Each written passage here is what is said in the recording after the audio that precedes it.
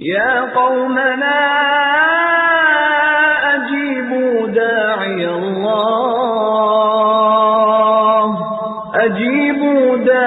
الله وآمنوا به يغفر لكم من ذنوبكم.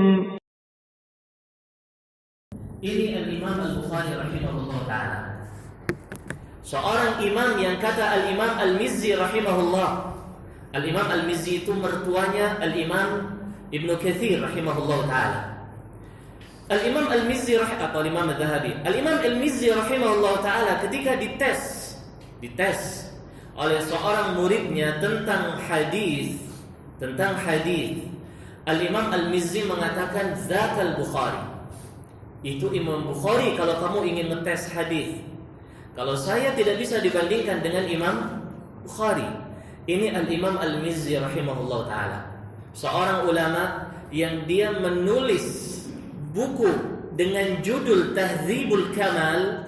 Kalau dalam cetakan Ar-Risalah, sebuah penerbit, itu segini kurang lebih. Tahdzibul Kamal itu segini panjang, segini 13 jilid ya. Kalau dengan cetakan yang kecil-kecil tulisannya 4 jilid, tapi 4 jilid looks besar. Itu beliau tulis semuanya dengan hafalan beliau. Seorang syekh, muridnya ada 1000, beliau tulis 1000 dengan hafalan beliau. Seorang syekh, gurunya ada 500, ditulis 500 semua dengan hafalan beliau. Itu pun beliau tidak mau disandingkan dan dibandingkan dengan siapa tadi? Imam Bukhari. Apalagi kita. Begitu maksudnya. Jadi para jamaah yang saya muliakan, kalau nggak salah semuanya sudah pernah pegang buku itu. Itu kita bawa, kita sama-sama menyimak, dan kita bisa mendapatkan faidah bersama-sama. Baik, jamaah yang saya muliakan, untuk menyingkat waktu di sini akan saya baca mukaddimah dari Al-Imam Al-Barzanji rahimahullahu taala di dalam Aqidah Al-Imam Syafi'i. Beliau mengatakan Bismillahirrahmanirrahim. Alhamdulillahi rabbil alamin. Wassalatu wassalamu ala jami'il anbiya'i wal mursalin. وعلى الخصوص سيدنا محمد خاتم النبيين وقائد الغر المحجلين وشفيع المذنبين في يوم الدين وعلى آله وصحبه أجمعين وبعد. Kata Imam Al-Barzanji, fahadhihi nubad. Yang akan saya tulis di bawah nanti itu nubad. Nubad itu adalah comotan, cuplikan. Ini mengambil sedikit, ini mengambil sedikit. Min i'tiqadi imamil muslimin, di dalam keyakinan imamul muslimin, wa sayyidil mujtahidin, dan tuannya ahlul ijtihad, al-imam al-Qurashi al-Mutalibi, seorang imam yang memiliki suku Quraisy, suku Muttalib, Abdul Muttalib, ibnu ammi Sumayyah Sayyidina Muhammadin An-Nabiyil Arabi Nasiril Hadis, anak paman yang dinamakan, yang itu adalah Nabi Muhammad sallallahu alaihi wa ala alihi wasallam, Nasirul Hadis, pembela hadis. Al-Imam Syafi'i adalah pembela hadis. Abi Abdullah Muhammad ibn Idris Asy-Syafi'i radhiyallahu anhu. Abu Abdullah ini kunyah, dan kita perlu tahu kalau 4 imam mazhab itu semuanya kunyahnya Abu Abdullah kecuali 1. Siapa itu? Abu Hanifah. Imam Malik Abu Abdullah, Imam Syafi'i Abu Abdullah, siapa lagi? Imam Ahmad Abu Abdullah. Baik. Hadirin yang dimuliakan Allah, Muhammad ibnu Idris Asy-Syafi'i rahimahu wa rahimna bih. Semoga Allah merahmati dia dan merahmati kita dengan Al-Imam Syafi'i. Ini bentuk tawassul yang dikritik oleh ulama Syafi'iyah sendiri, dan ini adalah kekeliruan. Amin. Kata Imam Al-Barzanji rahimahullah, intakhabtuha min kutubi. Saya nukil dari buku-buku beliau. Biriwayati thiqatil huffaz, dengan riwayat orang-orang yang terpercaya dan orang-orang yang mereka huffaz. Huffaz itu adalah sebagai jamak atau sighah mubalaghah hafidh. Jadi hafalannya itu kuadrat, memang hebat sekali. Al-asbat min ashabi, dari orang-orang yang kuat hafalannya dari murid-muridnya Imam Syafi'i. Ini pernah kita singgung ya 2 pertemuan yang lalu. Kalau buku Al-Barzanji ini bukan buku cilet-cilet. Ini menjadi rujukan para ulama untuk membandingkan ucapan-ucapan Imam Syafi'i antara yang pro dan kontra.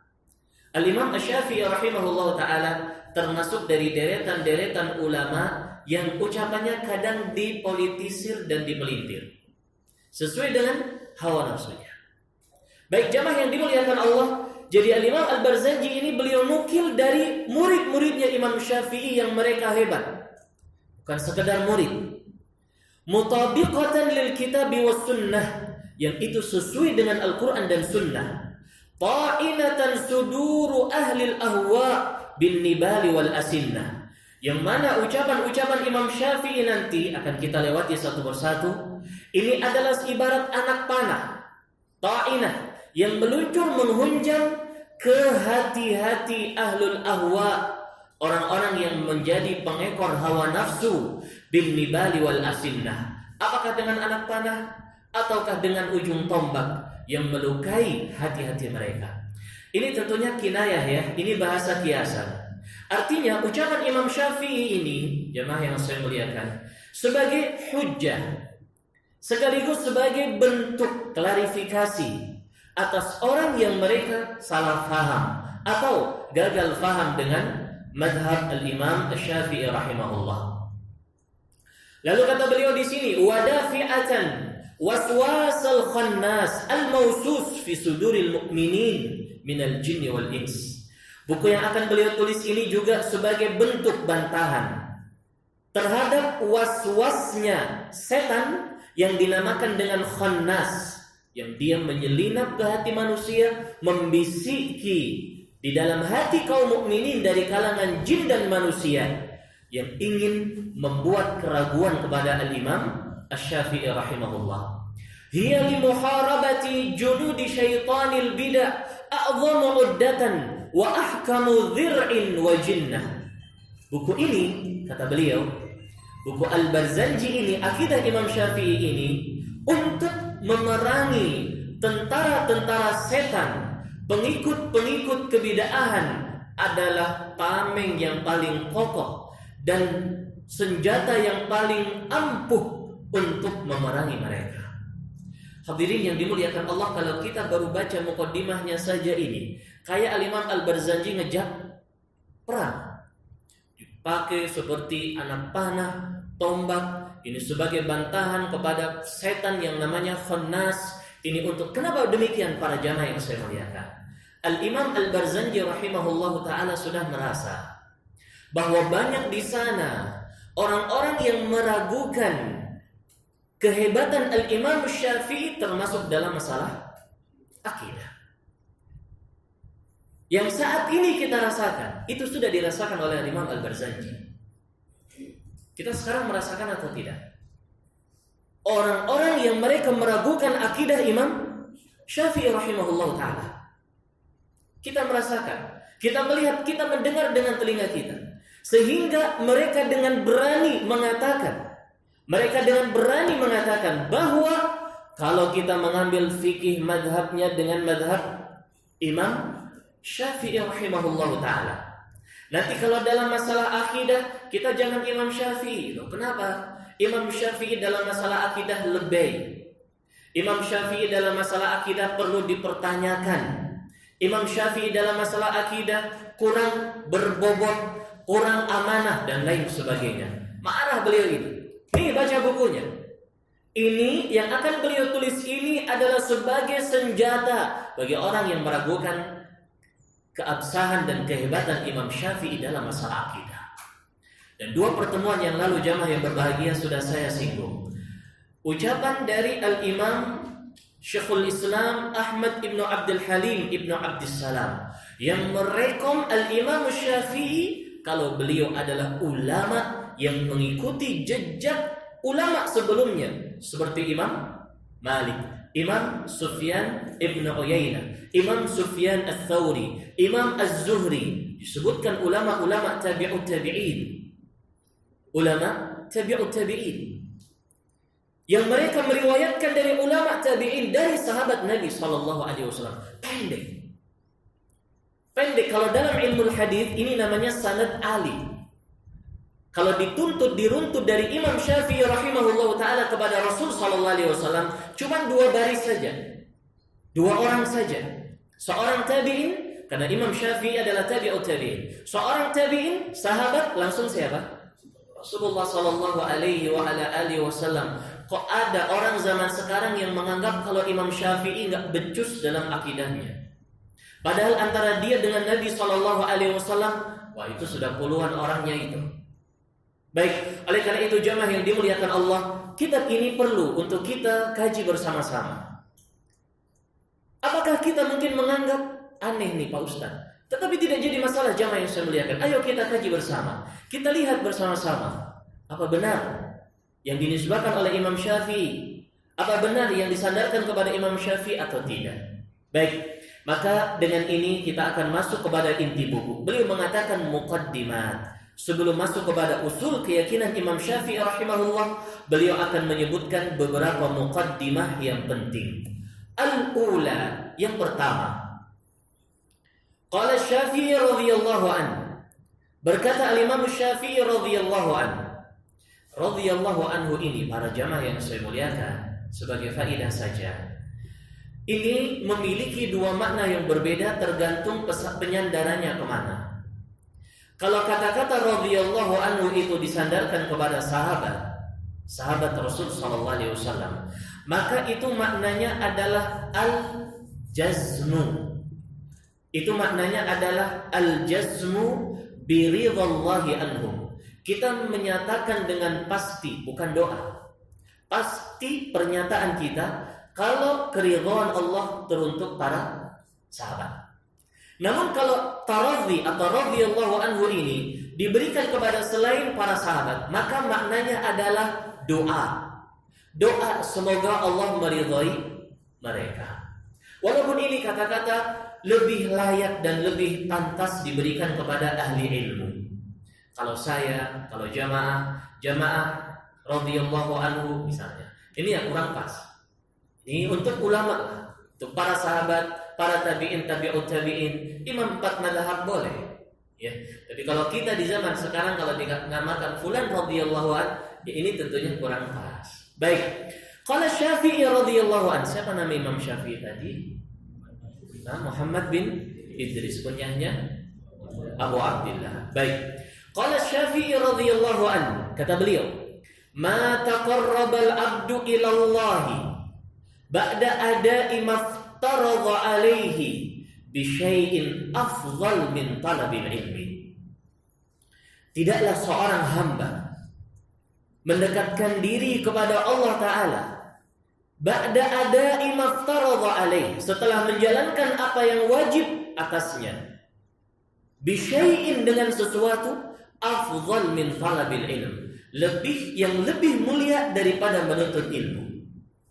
Artinya kata Imam Syafi'i rahimahullah, tidak ada amalan seorang hamba yang dia mendekatkan diri kepada Allah dengannya setelah yang wajib daripada menuntut ilmu.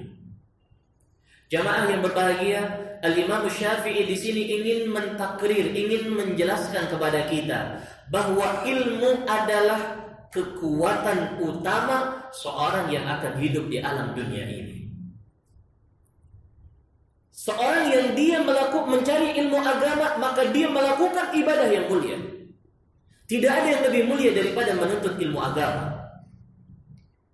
Bahkan dari perkara yang wajib atasnya. Seandainya ilmu yang dia pelajari adalah ilmu yang berkaitan dengan fardhu ain. Para jamaah, sebagai faidah ilmu ada 2. Yang pertama adalah ilmul fardh atau ilmul wajib, dan yang kedua adalah ilmul mustahab. Ada ilmu yang dia harus ketahui. Kalau tidak dia ketahui, dia berdosa. Ini namanya ilmul fardh, ilmu fardhu. Dan ada ilmu yang lain yang kalau seorang tidak mengetahuinya, maka dia tidak berdosa. Namanya saja sunnah. Boleh dilakukan, boleh tidak. Baik, ilmu yang dia hukumnya wajib ini terbagi menjadi 2. Pertama adalah fardhu ain, dan yang kedua adalah fardhu kifayah. Fardhu ain yang bagaimana? Disebutkan oleh para ulama, fardhu ain adalah ilmu yang la yasaul muslim jahlu. Seorang muslim dia tidak boleh untuk membodohinya. Tidak boleh. Haram. Seandainya dia bodoh maka dia jatuh ke dalam dosa. Seperti apa? Ilmu bagaimana dia mengenal Allah Ta'ala. Kalau dia tidak tahu siapa yang menciptakan dia, dosa dia. Dosa. Haram bagi dia tidak mengetahui siapa yang menciptakan dia. Ini namanya ilmu fardhu ain. Wajib tetapi ditekankan lagi menjadi fardhu ain atas individu orang. Contoh yang lain, tata cara salat. Salat adalah wajib. Kalau seorang dia tidak mempelajari tata cara salat, dosa atau tidak? Dosa, karena nanti salatnya tidak benar. Kalau salatnya tidak benar padahal dia sudah balik, maka dia akan terkena dosa. Perintah Allah untuk menjalankan salat. Nanti kalau mau puasa, kita wajib mengetahui tata cara puasa. Bagi orang yang ingin melakukan manasik haji, orang melakukan haji, wajib dia mempelajari tata cara haji. Ini namanya ilmu fardhu ain. Seorang tidak harus mempelajarinya. Adapun ilmu wajib yang kedua adalah fardhu kifayah. Ya, namanya saja fardhu kifayah. Maksudnya kalau satu orang dia sudah mempelajarinya, yang lain masih wajib atau jatuh kewajiban? Jatuh kewajiban. Contohnya seperti apa? Ilmu alat. Ilmu apa tadi? Ilmu kedokteran. Itu nanti kita bahas. Ilmu alat. Alat bagaimana? Di dalam ilmu agama itu ada namanya ilmu alat. Ilmu alat. Para ulama menyebutkan ilmu alat itu larinya kepada 3. Pertama ilmu lughah, kedua ilmu usul, ketiga ilmu hadis. Baik. Ini namanya ilmu alat. Seorang belajar nahwu. Satu lagi selain nahwu apa? Sorof. Orang bilang saraf. Karena orang mempelajari sorof ininya nanti panas. Baik. Nahwu saraf. Ini seorang mempelajari ilmu nahwu sorof bagus. Kalau tidak mempelajari ya tidak apa-apa. Seandainya ada orang yang mempelajari ilmu hadis, ilmu mustalah, ilmu usul. Kalau ada orang yang sudah mempelajari, kita tidak wajib. Ilmu warisan, faraid. Kalau ada orang mempelajari, tidak wajib yang lain. Ilmu tentang fardhu kifayah. Apa fardhu kifayah? Memandikan, mengkafani, mensolati, mengkuburkan orang yang telah meninggal. Tidak semuanya orang wajib mempelajarinya, tetapi kalau ada yang sudah mempelajari, yang lain gugur. Ini namanya ilmu fardhu kifayah. Baik, selesai pembahasan pertama dari ilmu. Pembahasan kedua tentang ilmu adalah ilmu yang dinamakan dengan ilmu mustahab, nadab. Dianjurkan seorang mempelajarinya. Kalau tidak, ya tidak mengapa. Kalau dia bisa mempelajari, ya bagus dia pelajari. Seperti apa? Para ulama menyebutkan ilmu-ilmu yang berkaitan dengan furu' al-ulum. Ada di sana ilmu aruf. Pernah dengar ilmu aruf? Ilmu kalau dalam bahasa Indonesianya itu ilmu, kalau buat pantun itu apa namanya? Sastra, ilmu sastra. Sastra lebih umum. Kalau dalam bahasa Arab cabangnya banyak. Ada ilmu aruf, ya. Bagaimana kita menyusun pantun dengan buhur tawil, buhur qasir dan lain sebagainya. Ini kaidah-kaidah dalam membuat pantun Arab. Ada ilmu balaghah, disebutkan oleh para ulama. Balaghah seperti sastra tadi. Ada ilmu badi'. Bagaimana kalau kita bicara, kita bisa mengambil kata-kata yang tepat sesuai dengan kondisi, sesuai dengan pembahasan. Ini dipelajari kalau nggak salah ya. Baik. Ini namanya ilmu mustahab. Yang ini menjadi pendukung dari ilmu yang wajib. Terus Pak Ustadz, di mana letaknya ilmu yang saya sedang belajar nih Pak Ustadz? Saya sedang kuliah di fakultas apa? FK. FK itu bagian apa? Bahasa Inggris. Bahasa Inggris masuk di mana nih? Fardhu ain, fardhu kifayah atau mustahab? Baik, jamaah yang dimuliakan Allah. Pembahasan para ulama tentang nama al-ilmu, ini adalah pembahasan yang hanya di dalam ilmu agama. Semua pujian Allah tentang orang yang memiliki ilmu, tentang ilmu agama, tentang ilmu dalam ayat Al-Quran atau hadis Nabi SAW, ini kembalinya kepada ilmu agama, bukan kepada ilmu dunia.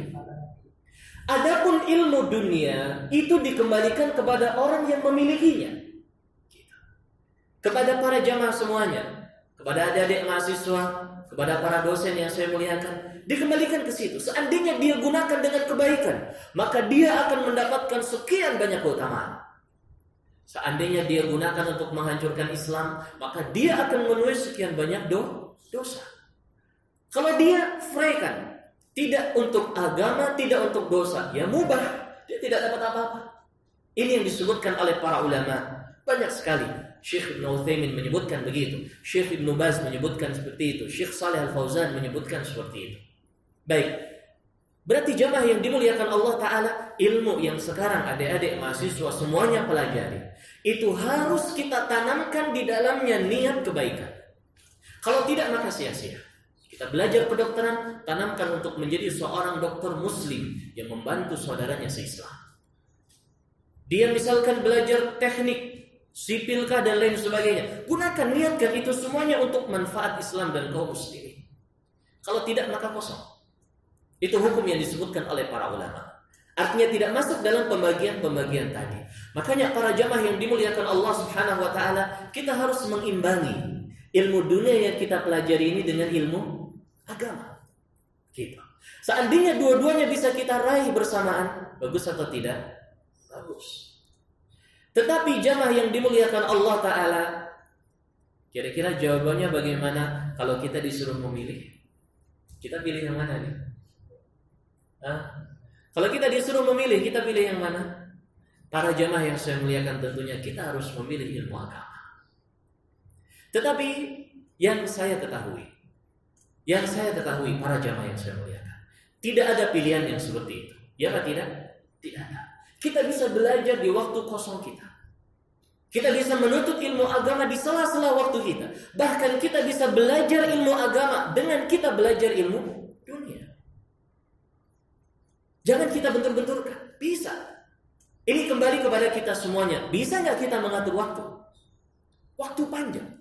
Paling lama kuliah berapa jam? Dalam sehari semalam? Tergantungnya gimana? Ada 24 jam saat kadang lebih 25 jam gitu.